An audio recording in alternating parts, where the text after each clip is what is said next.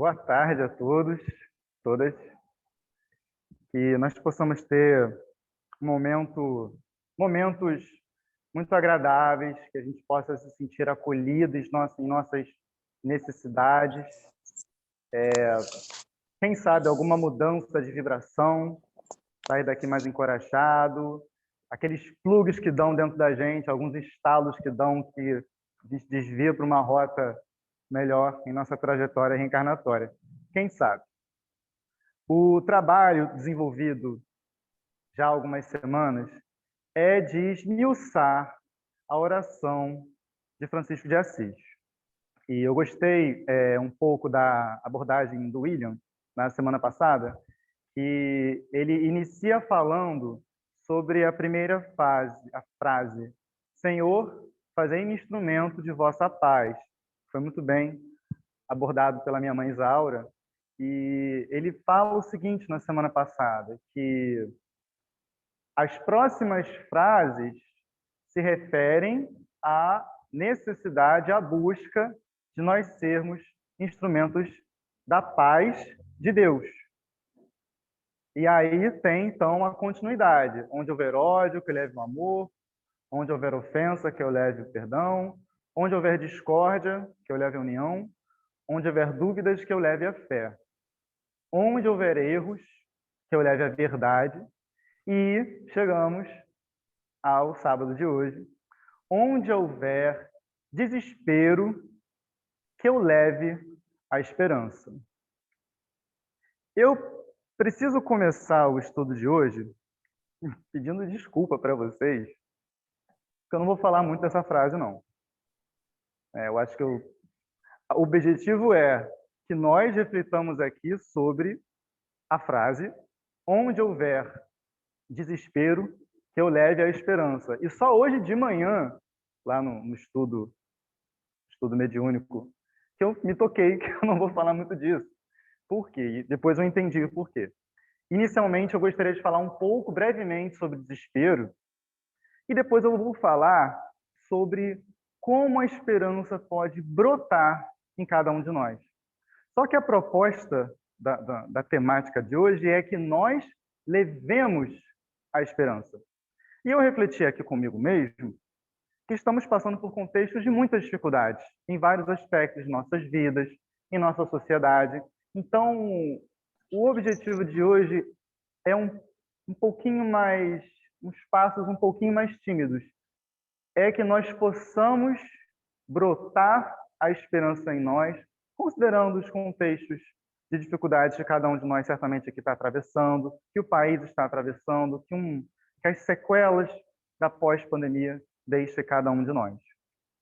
Para que assim, a esperança brotando, aí depois a gente possa pensar que em contextos de desespero, nós possamos ser esses instrumentos de esperança. Falando rapidamente, então, inicialmente, sobre o desespero. A gente vai pegando as informações, né, do dia a dia, e estava eu esses dias aí no Facebook, eis que vejo uma postagem da Kátia, em que ela mostrava um print de um capítulo do livro Vida Feliz, de Valdo Pereira Franco, Espírito Joana de Ângeles. E ela mostra a mensagem inteira, mas ela destaca o último parágrafo da mensagem. Ela destaca e bota assim na postagem dela, né, Catita? Quem se desespera já perdeu a luta que irá travar. Então, o desespero leva à derrota de uma luta. E qual é o verbo? Irá é pretérito, é presente ou é futuro? É futuro. Então, a luta nem começou. A pessoa já se desesperou, então ela já perdeu uma luta que nem começou, que ainda irá se iniciar. E quando eu vi essa frase que ela postou, eu achei muito pesada. Muito pesada. E fiquei refletindo um pouco sobre ela. Bom, inicialmente, a gente nem sempre tem que levar tudo ao pé da letra. Não, uma pessoa que se desespera não necessariamente é uma pessoa derrotada, não é esse o objetivo. Né? O desespero, ele tem lá a sua importância inicial. Né? O desespero é uma reação biológica.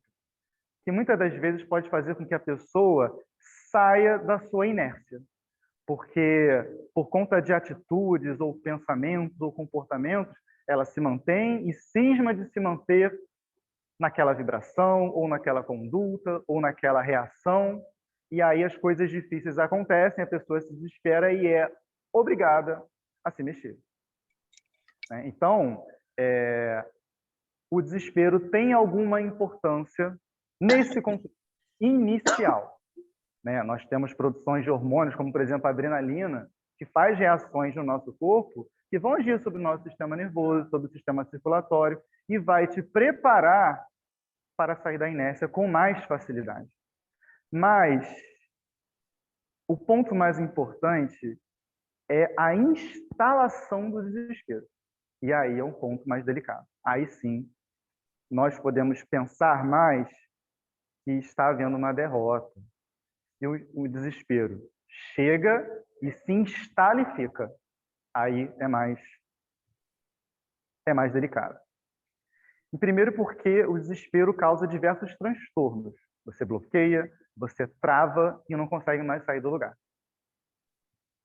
Leva a questões delicadas de natureza de saúde mental, questões que estão cada vez mais sendo olhadas, observadas na sociedade. As pessoas estão tendo mais problemas de saúde mental? Não. As pessoas estão sabendo identificar mais que têm problemas de saúde mental. A diferença é que no passado não sabia. Então isso é muito delicado, muito difícil. Instalou, a pessoa fica bloqueada e fica naquele desespero. E o segundo aspecto dessa derrota tem relação com o que Deus e os emissários, os espíritos superiores, que ficaram anos e anos, talvez décadas e décadas, planejando a nossa reencarnação. O que eles esperam? A resignação, a postura de resignação, de encarar, de abrir espaço para a tristeza, abrir espaço inicialmente, quem sabe, para inicialmente um possível remorso, uma culpa. Isso tudo faz parte dessa caminhada inicial. Mas não é a instalação e nem deixar que isso tudo assole e tome conta de você. A postura é, passa por isso, mas passe com resignação e vamos caminhar em frente. Para começar a luta que irá se travar.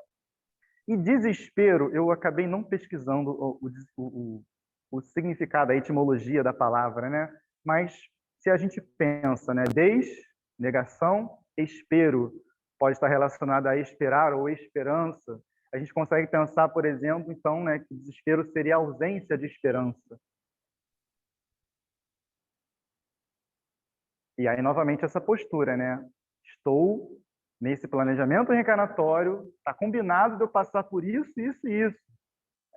Esses gêneros de provas, e eu me desespero, eu perco a esperança, só isso já é uma mudança de vibração que não estava combinada com os meus guias espirituais e com Deus.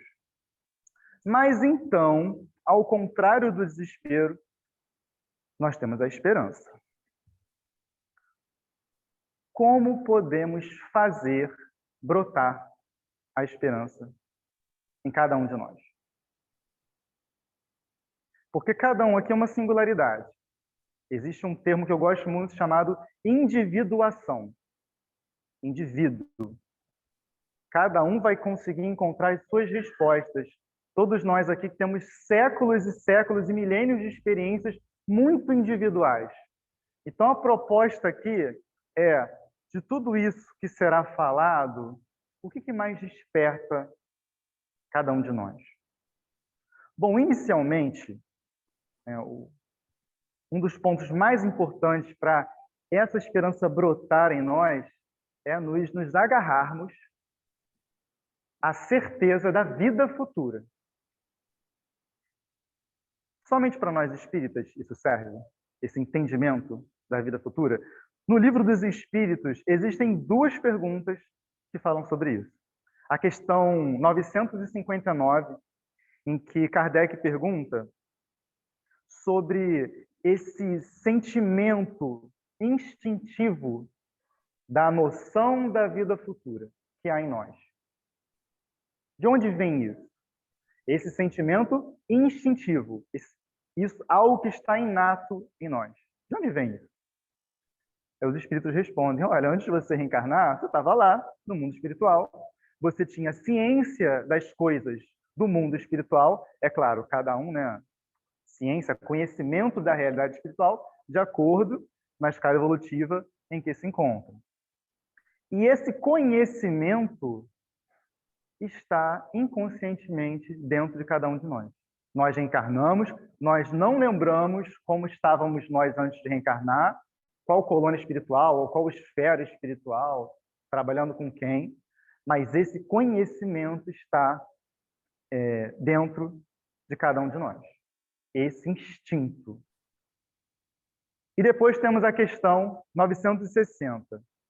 Aí, novamente, Kardec, agora ele não usa o sentimento instintivo, ele usa a palavra crença na vida futura. E essa crença, esse acreditar na vida futura, de onde vem? E aí os espíritos respondem muito similar, mas de outra forma, dessa voz interior que há em nós, acerca do conhecimento inato das leis de Deus, da realidade do mundo espiritual. E os espíritos nos fazem um convite para que estejamos sempre atentos a essa voz. Eles falam assim, mais ou menos, que nós seríamos muito melhores se ouvíssemos com mais frequência essa voz interior que nos fala sobre a vida futura, sobre essa certeza do progresso inevitável que nos aguarda. E que progresso é esse? Então, em primeiro lugar, nós partimos entendendo que há algo inato em todos nós, independentemente de religião. Isso existe em cada um de nós, senão Deus seria injusto. Mas isso está em todos nós. E agora vamos pensar num contexto para nós espíritas. É melhor ou pior? É um pouco ousado perguntar isso. Eu não vou responder. Acho que cada um aqui consegue responder por conta própria. Mas eu acho que fica muito claro que para nós espíritas, a crença na vida futura ultrapassa a crença. Nós não apenas acreditamos, nós temos o privilégio de não apenas acreditar. Nós temos o privilégio de entender, de raciocinar a natureza, as leis naturais que explicam a vida futura. E a diversa, extensa bibliografia do Espiritismo nos traz o quê? Muitas coisas. Eu enumerei aqui algumas coisas. Eu primeiro queria fazer um rápido convite que cada um aqui tente lembrar de um momento muito gostoso da vida, em que você se sentiu assim pleno, ou muito feliz, ou que sentiu um amor brotar muito grande, muito puro, muito bom, ou que você se sentiu muito amado. Vamos tentar lembrar desse momento? Na adolescência, na fase adulta, conseguindo um emprego muito bom, lidando com uma pessoa que, entre muitas aspas, é quase uma alma gêmea para você. Lembramos?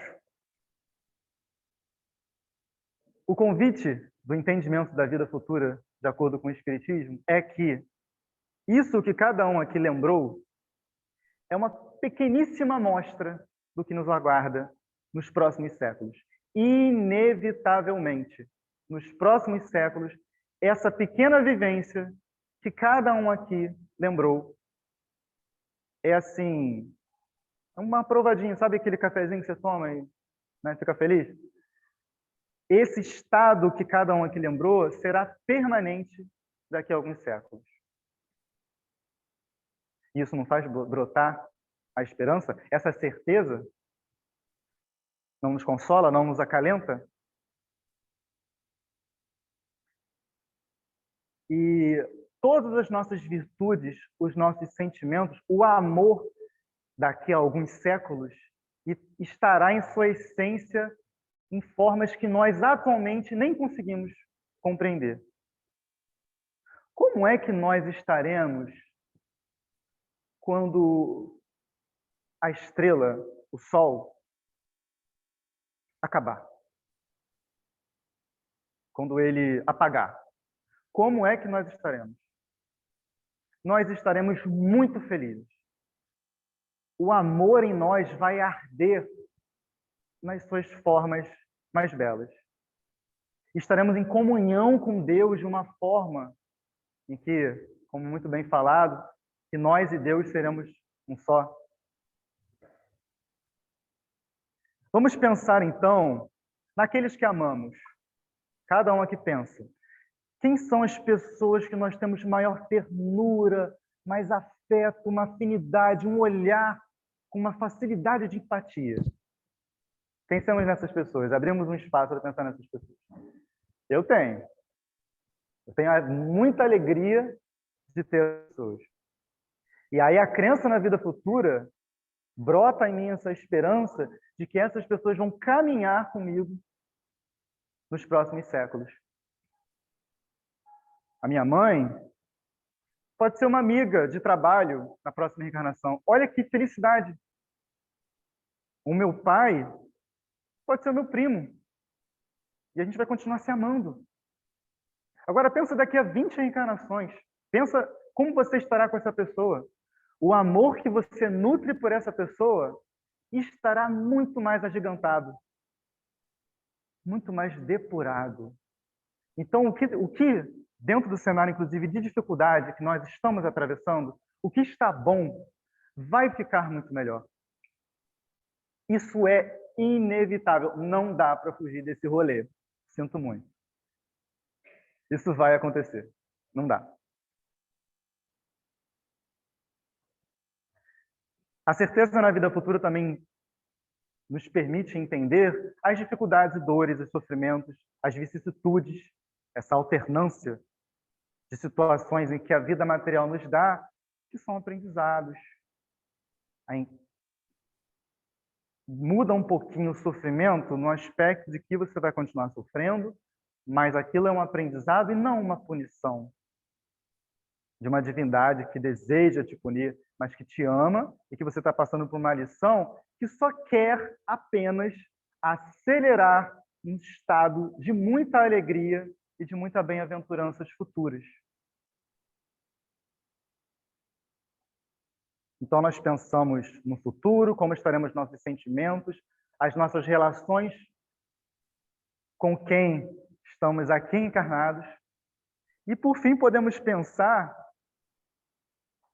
nos nossos mentores espirituais.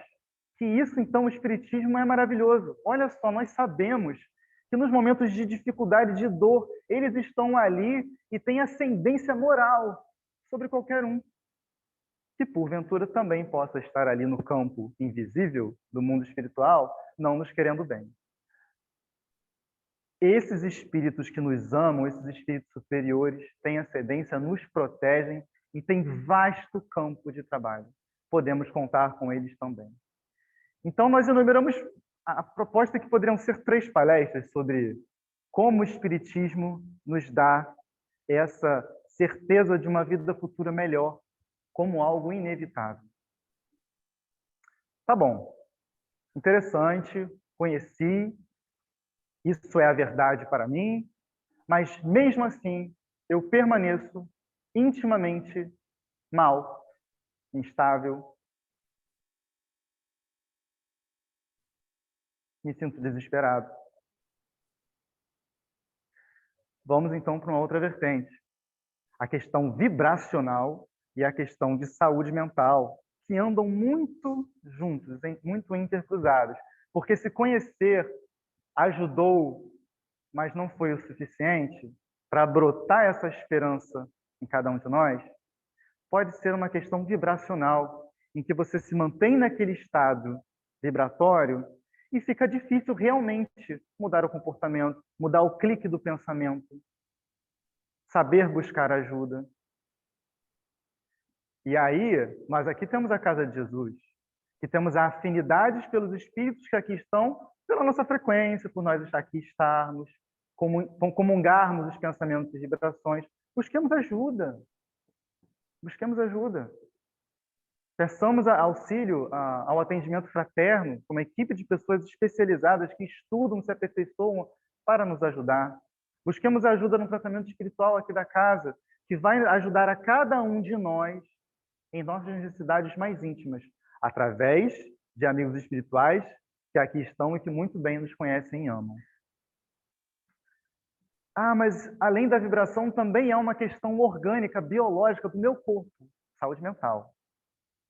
E então é uma questão também bem delicada, porque os seus neurotransmissores, por exemplo, a queridíssima serotonina, queridíssima porque deixa a gente feliz, traz a sensação de euforia, de alegria, de bem-estar, ela pode estar em dosagens desequilibradas.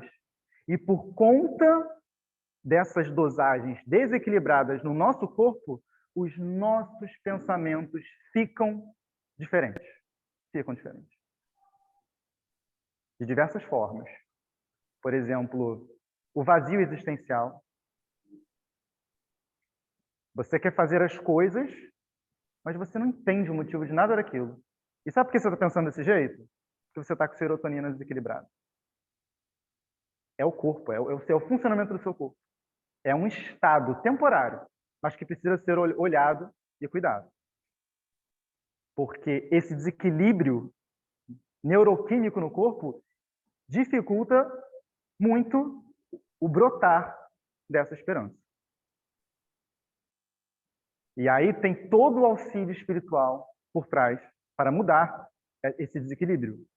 A ação, inclusive, da psiquiatria, que é a área da medicina que cuida de você nesse campo, na neurociência.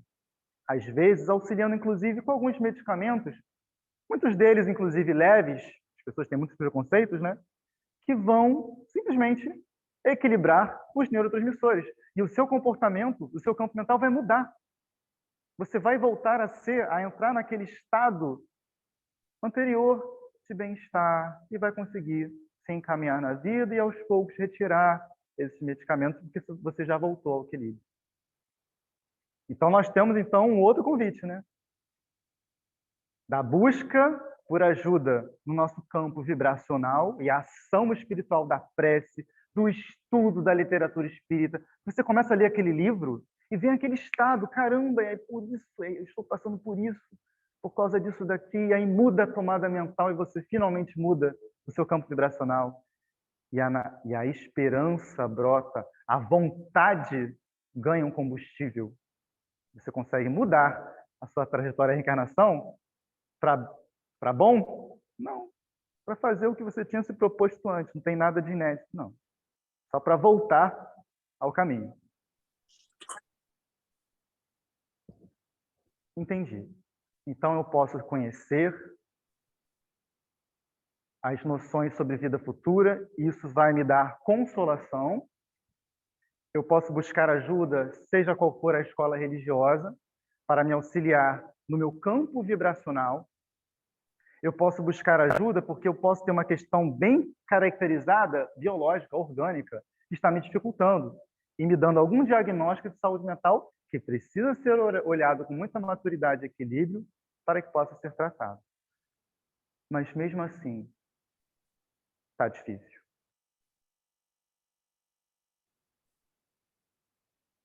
Eu poderia continuar enumerando diversas outras possibilidades, mas vamos pensar então na gente como a gente, nos nossos corações que são seculares, são milenares e muito podem nos ensinar. E ao ouvir gente como a gente, às vezes as coisas fazem mais sentido. As mudanças mentais, a mudança vibracional pode acontecer. Busquemos aqueles que estão ao nosso lado. E esse é o convite que eu vou fazer agora. Nós vamos entrar agora na segunda etapa do estudo, chamada Esperança em 3 atos. O primeiro ato, esperança na perda. O segundo, esperança na dor. E o terceiro, esperança no desespero. Como será esse momento? Alguns corações queridos vão vir aqui à frente e vão trazer seus testemunhos. Cantarei uma música relacionada ao contexto dessa pessoa, a pessoa se levantará e terá um curto momento para compartilhar com a gente algumas doces lembranças delas que vão nos encorajar.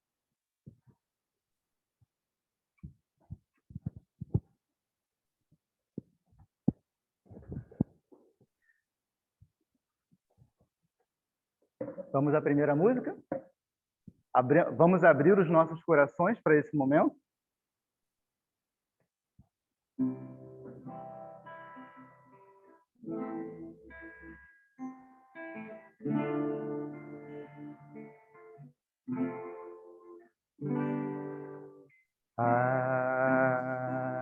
Faz da tua vida um sorriso de esperança.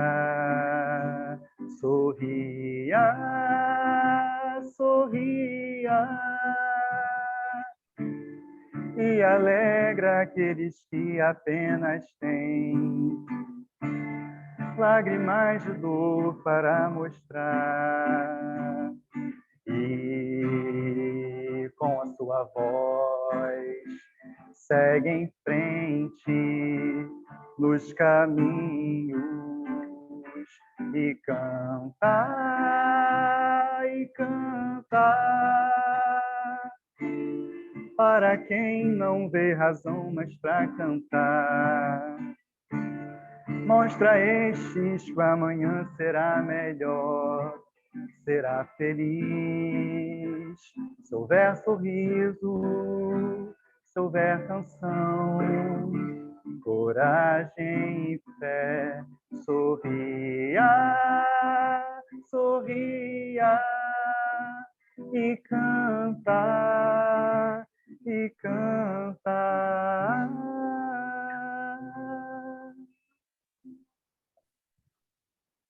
Pessoal, Não, boa tarde. não vai dar para você se ouvir, não. É só para o pessoal da internet ouvir. Então, eu estou agradecida aqui ao convite do Daniel, eu estou honrada. É um tema difícil de falar, mas acho que vale a pena o testemunho, né? No ano de 2007, em setembro, meu pai desencarna. E 2 meses após, para minha surpresa, desencarna minha filha também, de 6 anos. Ela foi acometida por dengue hemorrágica logo numa das primeiras epidemias de dengue aqui no Rio de Janeiro. Então, nós tínhamos vários planos, né? Ela tinha acabado de ser sorteada para estudar no Colégio Pedro II, plano de mudança de bairro e tudo mais. E aí foi um fato que veio como uma avalanche, né? E aí foi um começo do refazimento de rotas. Eu estava no Rio, ainda pelo meu pai, e veio inesperadamente essa passagem precoce da minha filha.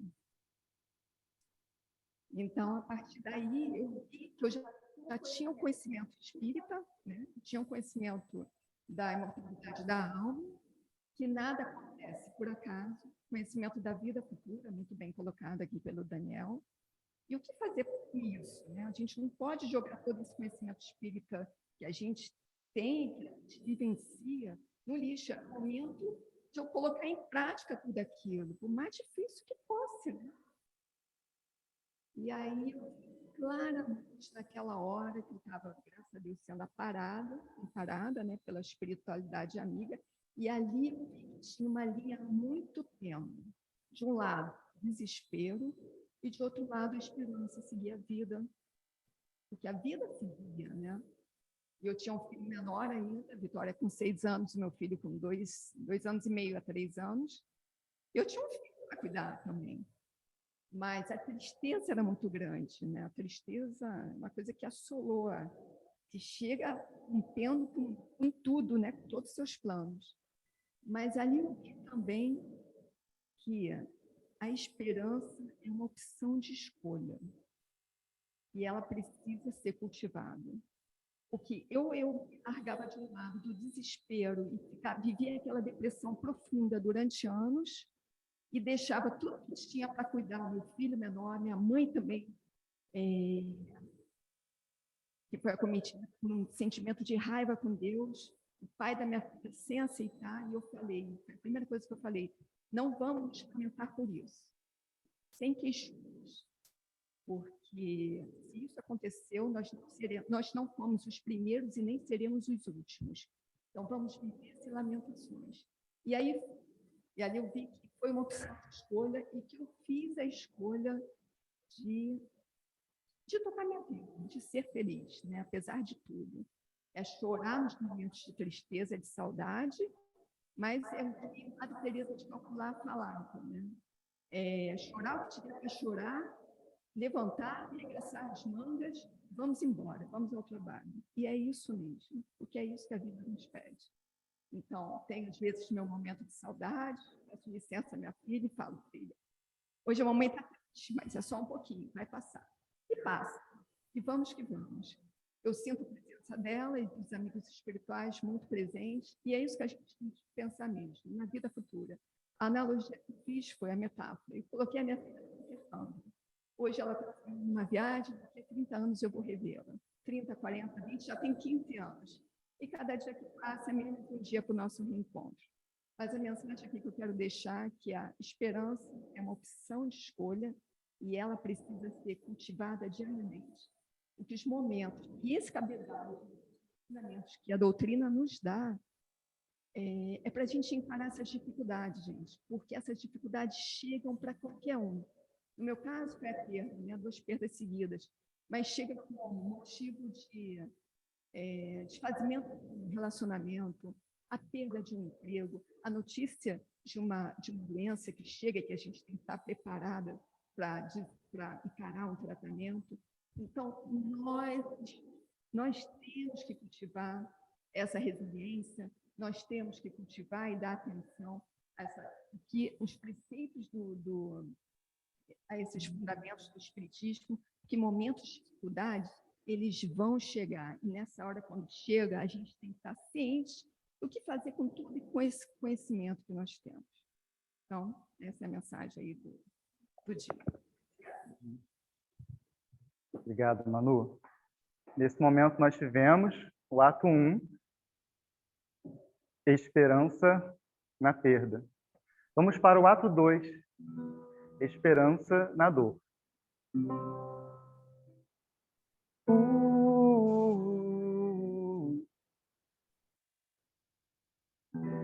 Se tens fé, não te aflija a noite escura, ao coração que a lágrima domina. Ele estende amoroso a mão divina e abre as portas da paz, risonha e pura, alivia a aspereza da amargura e sobre as trevas de miséria e ruína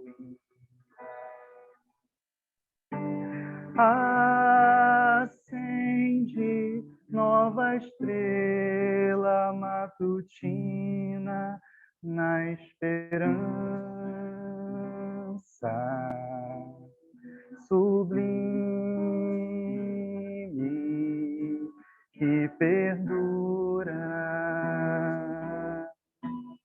Se a crença viva te dirige os passos sob a carícia de celestes braços, receberás o pão, a luz, o abrigo.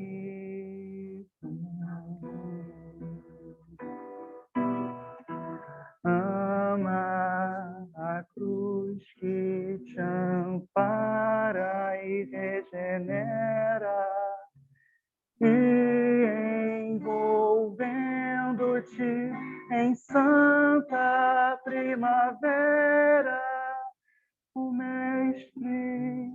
amado seguirá contigo.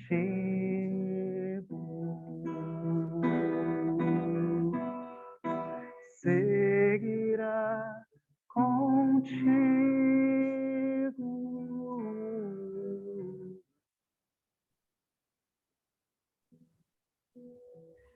Queridos irmãos, cabe um esclarecimento.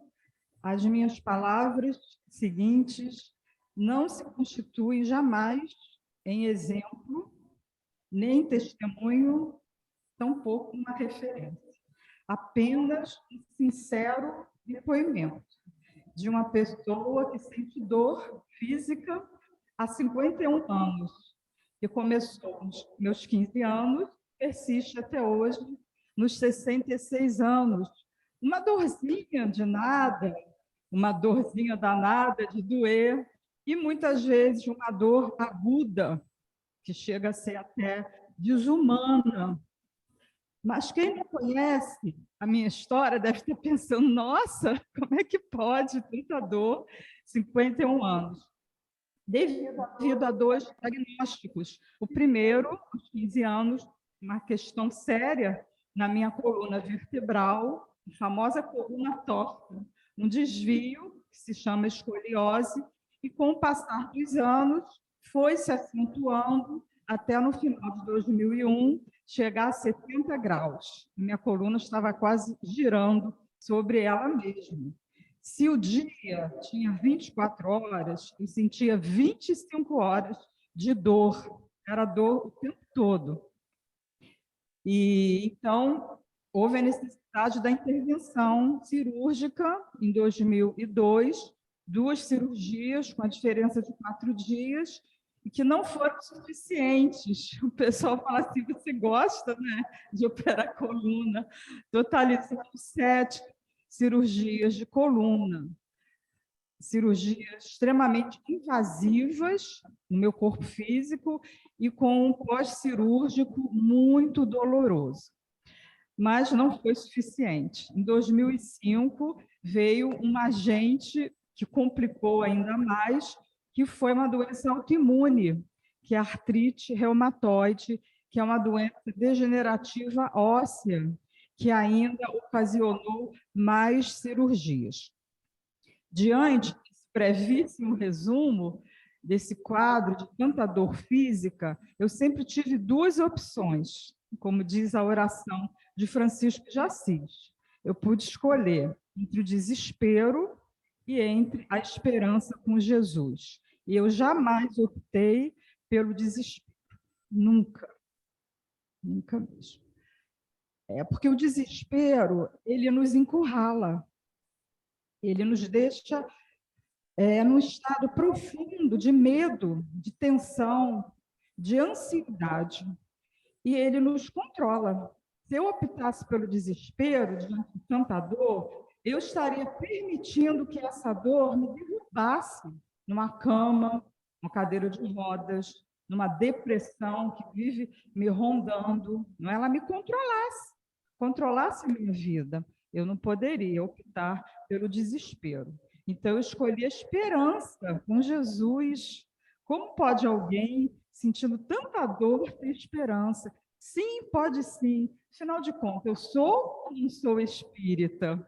Eu nasci numa família espírita, tive os melhores exemplos. Então, quando eu digo, mesmo sentindo uma dor muito aguda, a esperança estava em meu coração devido à doutrina espírita, devido à fé raciocinada, devido ao esclarecimento, ao consolo que eu sempre recebi da religião, que eu escolhi como roteiro da minha vida. Então, assim, foi possível ter esperança, sim, mesmo sentindo muita dor o tempo todo, porque eu estava conversando ontem com meu marido, o Luiz, nós fomos ao mercado, e para mim significa sempre um sacrifício depois de dor. Eu não lembro mais como é que é viver sem dor. Eu não tenho mais essa referência, porque tem sempre alguma coisa doendo. Pode ser pouquinho ou pode ser muito, mas eu não lembro mais. Eu não sei como é que é mais, sem essa junção, né, material da dor. Então, essa questão da esperança, que é advinda da minha religião, da fé raciocinada, do conhecimento espírita, é essa esperança que eu tenho. Quando eu vou para uma cirurgia ou quando eu inicio um novo tratamento médico, esperança de melhorar, meu Deus, de melhorar a qualidade de vida, de não sentir tanta dor. Essa esperança. E no lado moral, a esperança de me tornar uma pessoa melhor, menos implicante, menos rabugenta, não é? É controlar a minha irritação, o meu mau humor, não descontar isso em ninguém, porque a dor física, ela traz o que nós temos de pior, né? Esse controle de ser, colocar, como ela falou, a resiliência, de ter empatia, de não ficar implicando com ninguém se a pessoa está com a fisionomia carregada. Quantas vezes eu tive o senho, a fisionomia carregada pela dor, e quantas vezes eu fui julgada por isso, sem a pessoa saber que eu estava passando. Então, isso foi muito importante, viver isso com a esperança dos médicos, espirituais, materiais, porque se eu não tivesse feito, vocês estão vendo aqui agora, eu tenho 32 parafusos no corpo, né, entre hastes, parafusos e próteses.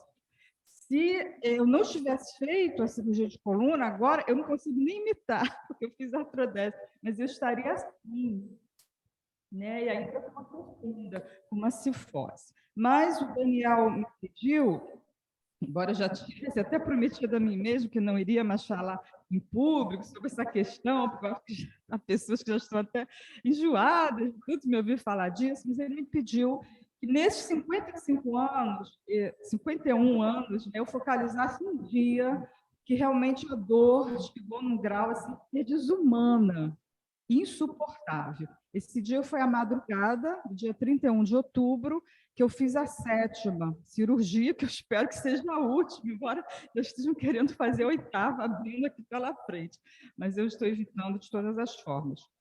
Então, nessa madrugada, eu tinha feito a 7ª cirurgia, o meu cirurgião já estava muito enfocado, já estava muito pesado, porque ele tinha feito uma no dia 24 de julho de 2018, tá? E 3 parafusos resolveram dançar dentro de mim, soltaram. E no dia 29 de julho, até o aniversário da minha irmã, Maria, eu ia ter alta, eu fiz a 6ª cirurgia, acreditem se quiser. Eu fiquei internada, me mandaram para casa, os parafusos ficaram pensando meu nervo ciático, hein? Toda a minha rede nervosa. Então, eu tive que voltar, e no dia 30 de outubro fiz a 7ª cirurgia com o cirurgião, falei, agora vai corrigir essa coluna. E durou 14 horas, e nessa madrugada, já do dia 31, realmente é que veio essa dor desumana, que não havia morfina, não havia nada que desse jeito, eu gritava de dor, porque pelo fato de ser espírita, não é? de ter conhecimento, de saber que eu estou me quitando com a lei divina, que eu pedi passar por isso, eu estou me reabilitando diante da lei divina que eu feri, machucando outras pessoas, eu tive essa revelação, não é por isso que eu não vou chorar de dor, que eu não vou gritar, que eu não vou pedir, ai, por favor, me dopa, pedir o meu guia espiritual, me desmaia, eu quero desmaiar. Mas sempre, nunca com desespero, eu não senti desespero, eu senti assim, esperança de que quando raiasse o dia, quando viesse, eu estivesse me sentindo melhor. E realmente isso aconteceu, aquelas dores severas passaram, até hoje eu ainda sinto, porque eu fiz a cirurgia com 42 anos, ele fazia na adolescência, mas não existia nessa época, né, em 71, e eu já fiz lá, já bem com idade, né? Então, essa é a minha história, que eu estou escrevendo, sentindo a dor física, não deixando que ela me derrube. À medida que eu vou envelhecendo, né, já estou na terceira idade, eu vou ficando mais debilitada, mais incapacitada, mas não inexistente, fazendo aquilo que eu posso, não sendo negligente com os meus limites físicos, né, respeitando os meus limites físicos, e deixando sempre que a luz da esperança me abençoe e esteja sempre acesa no meu coração. E agradecer sempre aqui ao meu filho querido dessa chance. Obrigado, mãe.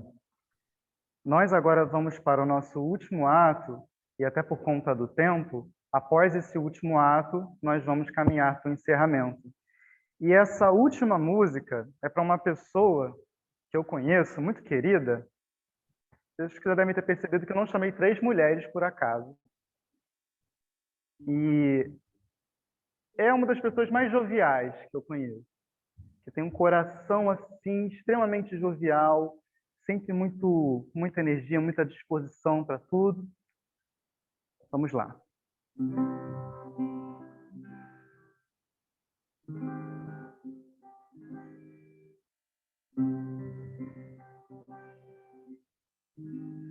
Quero falar de uma coisa. Adivinha onde ela anda? Deve estar dentro do peito ou caminha pelo ar. Pode estar aqui do lado, bem mais perto que pensamos. A folha da juventude é um nome certo desse amor. Já podaram seus momentos, desviaram seu destino. Seu sorriso de menino tantas vezes se escondeu, mas renova-se a esperança, nova aurora a cada dia, e há que se cuidar do broto, para que a vida nos dê flor, flor e fruto. Coração de estudante,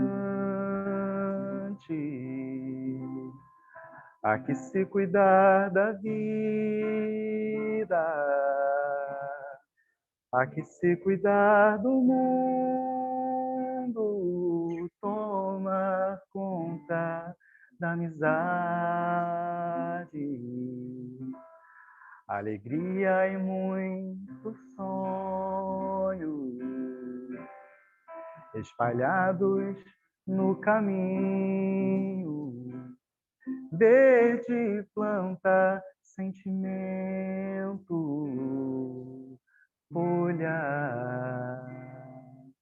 coração, juventude e fé.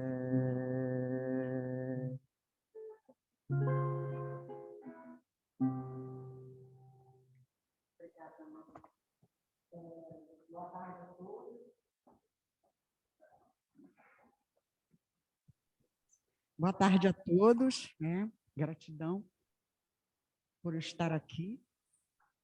E o Daniel me conhece muito bem, né? Conhece muitas coisas assim da minha vida. Então, ele me convidou para vir aqui, né? Falar alguma coisa. E eu fiquei pensando, né? 3 dias antes, não foi, Daniel? Como tudo na minha vida é assim, toma, vê o que é que tu faz. Falei, bem, vou lá. Então, eu fiquei pensando hoje pela manhã também, refleti bastante. E pensei numa pessoa que foi muito especial na minha vida, meu ex-marido. Porque ele partiu, né? Vai fazer 1 ano mês que vem, mas foi um casamento abusivo, né? E eu sempre tinha a esperança de que ele iria mudar, né? Muitos filhos, e eu pensava, pô, vai mudar. E buscando, fazendo as buscas, né? Sempre fui uma pessoa que sempre tive muita fé, e pedi a Nossa Senhora, continuo pedindo, né? Mas de formas diferentes agora, que me desse calmaria. E acalmasse o coração e a minha mente, porque eu acho que eles funcionam buscando o outro, né? Pensamento, mente, para que eu pudesse ter a certeza dessa mudança, dessa transformação, né? Mas eu sei que a transformação vem de cada um, né?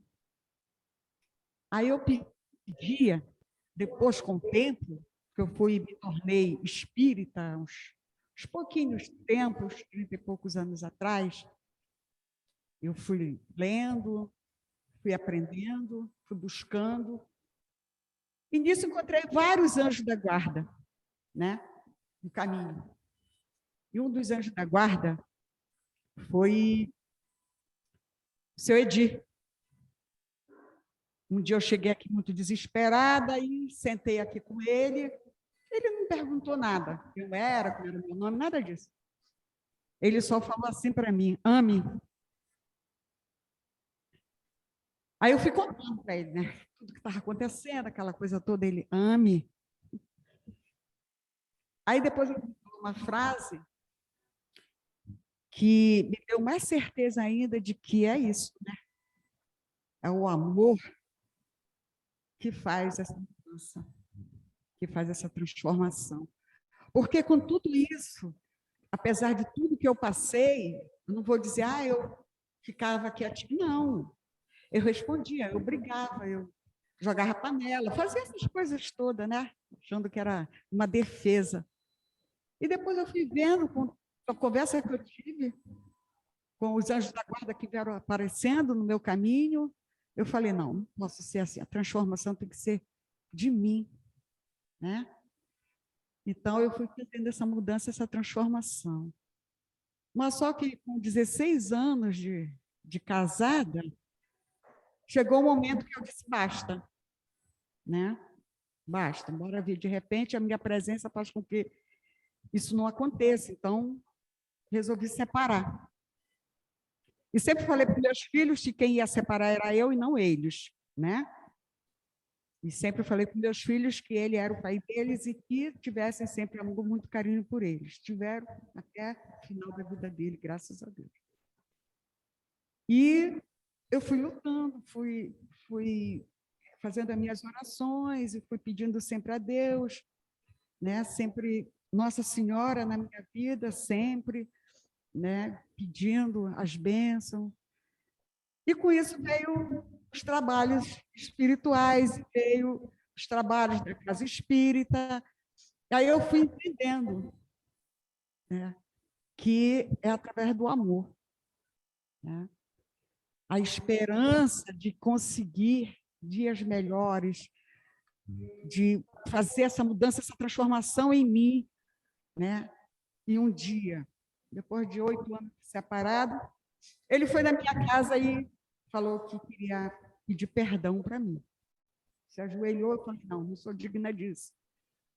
E nós conversamos, ele falou para mim, chorando, se eu perdoar, não, você já, para mim, eu já te perdoei muito tempo, né? Eu quero estar bem.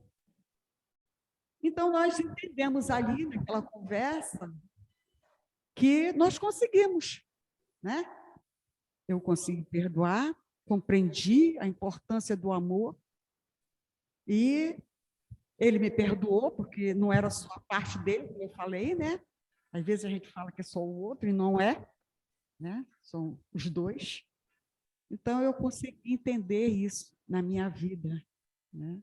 Daqui para frente, eu entendi que a esperança é ter a certeza da melhora, né? É ter certeza do amor dentro de você, Aí você consegue a sua paz, porque a paz está dentro de cada um, né? É através de mim que eu vou conseguir a minha paz para poder dar a paz para o outro.